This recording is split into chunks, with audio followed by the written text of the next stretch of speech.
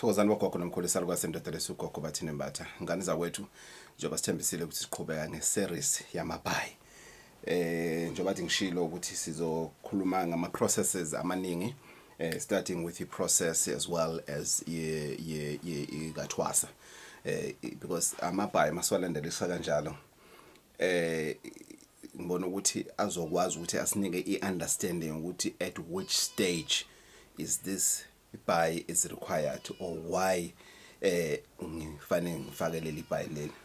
Soqala ngebuy leli ngani zakwethu plain red. Leli ngani zakwethu ibuy elibhingcwa amathwasa at the first phase yaphehlo. Ubhingca leli buy leli after seyabhingca leli buy leli, it's not the only buy uthwasa albhincayo ibuy elibomvu eli plain red. Uthwasa is also allowed during the first phase yephehlo lakhe ukuthi abhince ibuy leli elibuy eliyinjida. Injida ngani zakwethu it comes in different colors. Injida lena ebomvu okuyinjida erepresenta abogogo empilweni yakhe. Uthwasa leli represent abogogo, red represents abogogo. And then we have color maroon that we also have. The maroon represent amakhehla. The color maroon yenjidi represent amakhehla. Abaye bathi injidi, abaye bathi injida, kuya ngendawo ukuthi abantu ilokhuzana babiza kanjani leli buy leli, but leli le representa amakhehla.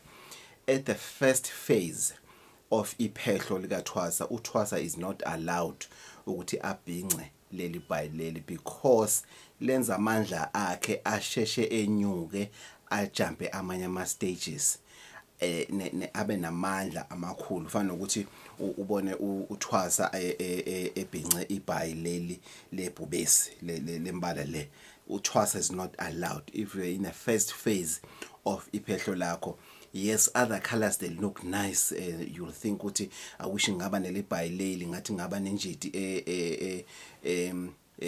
maroon, ngathi ngaba nenjidi blue. Injidi blue irepresenta isithunywa sakho njoba uthwasa. So mawusephehlweni usuku ungena na yonke imimoya.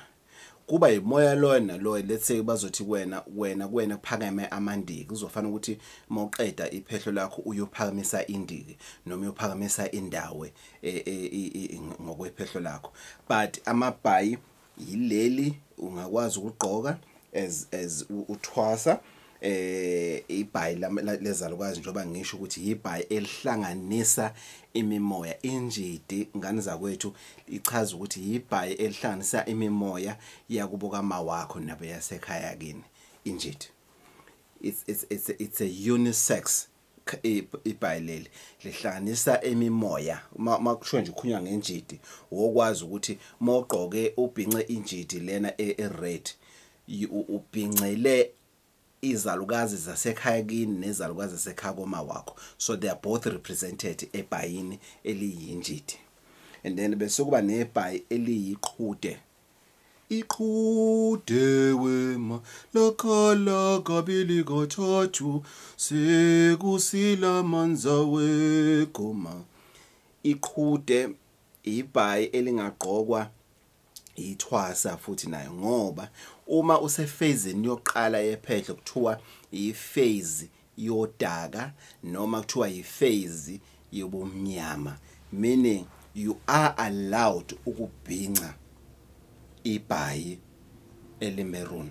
You are 100% allowed, you are 100% allowed ukubhinca ibhayi elimnyama. Leli why sithi ibhayi elimnyama? I-color yebhayi, it's a color that dominates ibhayi. Whatever color that dominates, the color of that buy lelo yile edominate. Let's go back so that you understand. Lana sikhulume ngokuthi lena yinjida enjani ebomvu. Why we saying injida ebomvu?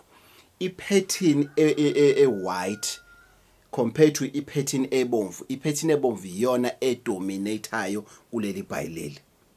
yingakho la emaceleni la litrimiwe ngani ngo red because iyona color dominator yingakho lena sithi injida ebomvu le. And then going back to injida le sithi why sithi injida lena saluka sendoda why uthi injida maroon is because the color maroon iyona edominatayo kule libhayile. That's why sithi injida. Again mosofika esigabeni sokuthi ubhinca injida usuka ubhincela amakhehla akini namakhehla sekhakoma wakho. So there's a huge difference. Then leli ibhayileli, why is it important gogo leli bhayileli? Yes, le bhayileli is important because iqhude le representa ukhuthala kukaThwasa, meaning uThwasa is expected ukuthi avuke ngeqhude loqala leintatha around 2:30, 3. Yilona qhude lelo uThwasa fana avuke ngalo. Khona leli ka12 leli sometimes lokho limkhumbuza ukuthi if ever mhlambe fana avuke ephalazi besathi ephahle noma ekhuleke besathi jeep kancane besavuka futhi akayoshaya igobongo, ngoba igobongo lishawa ekseni umuntu angakakhulumi nomunye umuntu, noma babuhlangana nogobela wakhe ekseni awumkhulumisi uma ungakashayi igobongo uma usegobongweni.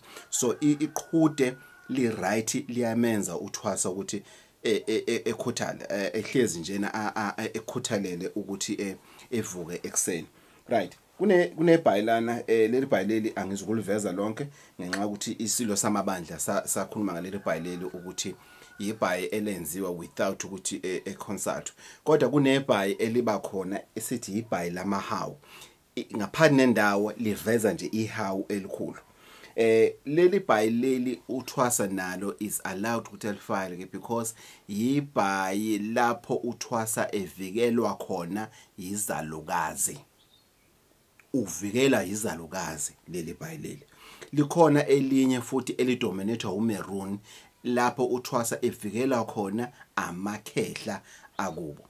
So nganza kwethu, as I've promised ukuthi this series for it to be interesting kufanele ukuthi sikhe kancane kancane kancane. So what happens to phase number 2 lapho ususecakeni khona?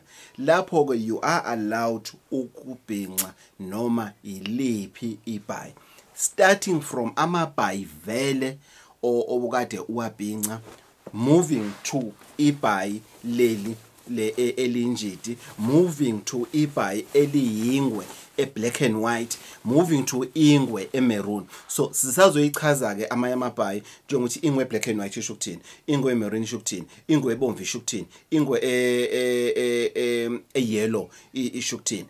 Akufani ngani zakwethu. Saluka sendoda uGogo Bathini Mbatha. Nyabonga ngani zakwethu. Please stay tuned and please stay alert about people who are scamming people's money in my name via Facebook, via calls. They take our numbers and everything. Obabona bahlakaniphile thina sizidom. Number is 082 833 4063 082 833 4063. If anyone is asking you for upfront payment, you must know that you're no longer talking to Saluka Sendoda but ukhuluma nesigebengu uqobo. Ngani zakwethu, enye ibhayi ekufanele ukuthi silichaze sesivala esebonus ya namhlanje ibhayi leli kuthiwa elengwe. Le bhayileli ngani zakwethu uThwasa usuke sekanalo ilungelo ukuthi albhince uma saka ku last phase, because ephehlweni you only have 2 phases. You've got the first phase la usafika khona, you've got the second phase lana usuqeda khona ephehlweni. So uma usufika to the second phase, as I've just shown you amabhayi ukuthi uThwasa uyakwazi ukuthi awafake, uyakwazi ukuthi awafake. Leli bhayileli liyafana bayibizana into leyo, liyafana nemendlela eyithize. Ibhayi elinamandla leli, ibhayi elikupha power of authority to be able to communicate with ancestors. Ibhayi leli elifana nokuthi li cap wena ukuthi umakhosi ke lo muntu lo nomuntu onabantu abadala, futhi abantu bakhe abadala balungiselelwe noma sebasesigabeni lapho khona seba ready noma sebayasebenza. So bhinci leli bhayileli uma usewuthwasa. I know ukuthi libukeka kahle mawusemgidini ulibona libhince ogobela noma ubona hlana noma uthi edrobheni ubona alibhince njengoba ngilibhincile. I know it looks good. Fine vest ingane zakwethu. We may as well explain ama vest. Ivest ebomvu is a first phase kathwasa. Ivest emhlophe is the last second phase kathwasa la uthwasa sazoqeda khona.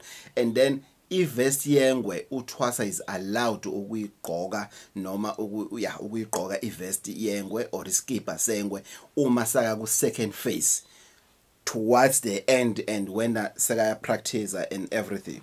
But ugobela noma uma usuqedile as usuyisangoma noma usuyinyanga noma usuqedile whatever osukuyenza, you cannot wear this besugida ngayo. Usuke ululaza labantu obasinelayo. You must remember ukuthi mawusina uyisangoma usinela isigaba nesigaba esithize. So leli bhayileli usuke ibhayileli ongalibhinca njena uma usekhaya uyizulela njena uyakwazi ukulibhinca ke leli bhayi. But you cannot go to emigidini or perform any ritual or anything ufake leli bhayileli because ululaza labantu abakwena ngoba sibedlulile kulesigaba lesi. Into oyifakayo njengomuntu osekaqedile umatric onehembe elimhlophe oyalifaka esontweni izinto efana nalezo. But lelo ufaka nje uma usekhaya. You cannot perform anything.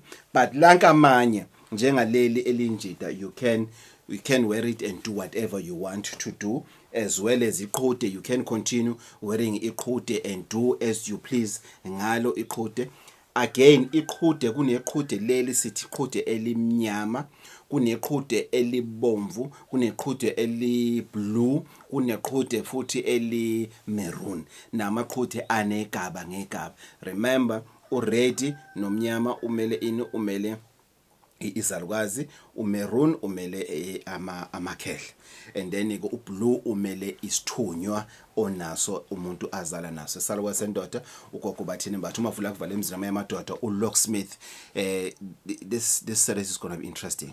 Siyathokoza ngane zakwethu maluju.